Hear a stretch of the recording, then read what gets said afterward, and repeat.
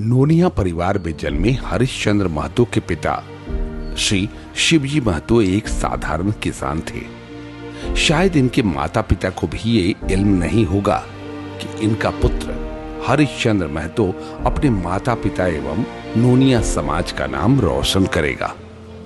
हरिश्चंद्र महतो बचपन से ही तेज, प्रखर एवं बुद्धिमान थे। वे अपनी पढ़ाई समाप्त करने के बाद रोजगार के लिए दिल्ली जा पहुंचे। वहां पर अपनी लगन एवं मेहनत से कारोबार बढ़ाकर आर्थिक स्थिति मजबूत की और उसके बाद पीछे मुड़कर अपने नोनिया समाज की ओर देखा। इन्हें ऐसा महसूस हुआ कि मेरे समाज को मेरी जरूरत है और इस समाज के सामने लौह स्तंभ बनकर वो सामने खड़े हो गए। जब इन्होंने अपने नोनिया समाज का विस्तृत अध्ययन किया तो आश्चर्यचकित रह गए और वो सोचने लगे कि हमारे समाज में इतने सारे देशभक्त और वो भी गुमनाम। फिर क्या था, शुरू हुआ जगह जगह का दौरा। पहले पहुंचे चंपारण में नरकटियागंज के बेतिहरवा गांव में। वहां पर स्वतंत्रता सेनानी मुकुटधारी प्रसाद महतो के बारे में जानकारी ली। फिर पहुंचे बेगूसराय। वहां उन्हें बुद्धू नोनिया के बारे में जानकारी मिली। अब इनके सामने ये यक्ष प्रश्न था कि अपने नोनिया समाज एवं देश के सामने देशभक्तों को कैसे लाया जाए। इन्होंने बहुत सोच विचार किया और डॉक्यूमेंट्री फिल्म अर्थात वृत्त चित्र के माध्यम से आप तक पहुंचने की ठानी, जो आपके सामने प्रोमो के रूप में उपलब्ध है। तो आइए हम नोनिया समाज को सलाम करते हैं, उन शहीदों को सलाम करते हैं जिन्होंने देश की आजादी में अहम भूमिका निभाई और अपने नोनिया समाज को एक नया मुकाम दिया, एक नई पहचान दी। जय नोनिया समाज।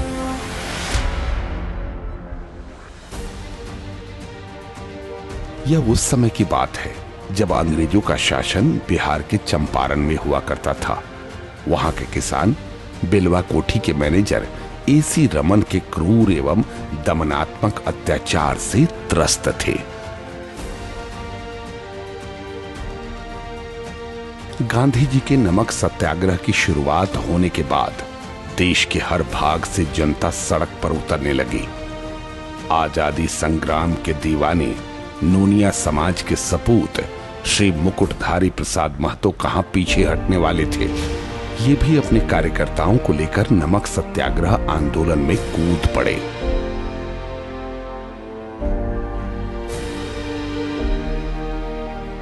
महात्मा गांधी जी ने अंग्रेजों के द्वारा घृणित पाबंदी के खिलाफ नमक सत्याग्रह को तेज कर दिया, जिसकी उम्मीद अंग्रेजों को भी नहीं थी और वो सत्ते में आ गए।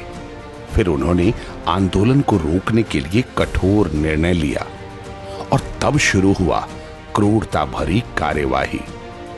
इधर मुकुटधारी प्रसाद महतो अपने आंदोलन को तेज कर रहे थे। पुलिस की लाठियां बरस पड़ी। किसी का सिर फटा, किसी की कमर टूटी तो किसी के पैर टूटे, लेकिन देशभक्त मुकुटधारी एवं कार्यकर्ता पीछे लौटना गवारा नहीं समझे। वो चोट खाकर जमीन पर गिरने लगे। अंत में पुलिस ने थक कर मुकुटधारी जी को गिरफ्तार कर जेल भेज दिया।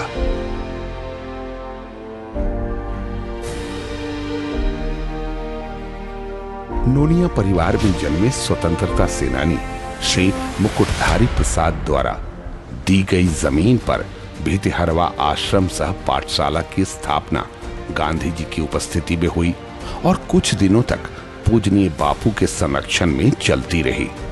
एक दिन गांधी जी ने मुकुटधारी जी को बुलाकर कहा, मुकुट, मुझे पूरे देश में भ्रमण करना है। अशिक्षित लोगों को शिक्षा के लिए जागृत करना है।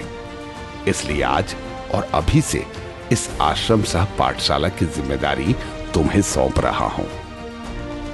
बेतिहरवा गांव में शिक्षा का प्रचार प्रसार देखकर बिलवा कोठी का मैनेजर सहन नहीं कर सका और अपने 2 गुप्तचर को भेजकर बेतिहरवा आश्रम सह पाठशाला को जलाकर राख कर दिया। अंग्रेजों के चुंगल में फंसने के बाद बुद्धू नोनिया अपने को छुड़ाने के लिए संघर्ष करता है और वो गुस्से में आकर अंग्रेज अफसर के मुंह पर थूक देता है। ऐसे में तिलमिलाकर अंग्रेज अफसर बोलता है, देखना एक दिन तुम्हारा मुल्क हमारा मुट्ठी में होगा। ये सुनकर बुद्धू नोनिया आग की तरफ भभक उठता है और बोल पड़ता है, हम अपना वतन अपनी जमी दे नहीं सकते, हम अपना वतन अपनी जमी दे नहीं सकते, सूअर की औलाद को चमन दे नहीं सकते। देश तो बड़ी चीज है यारो, मिट्टी की सुगंध भी हम दे नहीं सकते। गांधी जी ने जब नमक सत्याग्रह शुरू किया तो ब्रिटिश हुकूमत क्रूरता की हद पार कर गई और इसी चपेट में नोनिया परिवार में जन्मे वीर सपूत एवं जान की बाजी लगाने वाले जाबाज बुद्धू नोनिया अंग्रेजों की गिरफ्त में आ गए और ब्रिटिश हुकूमत के ऑफिसर ने बुद्धू नोनिया को नमक के उबलते कड़ाह में डाल दिया। इस तरह वो देश के लिए शहीद हो गया।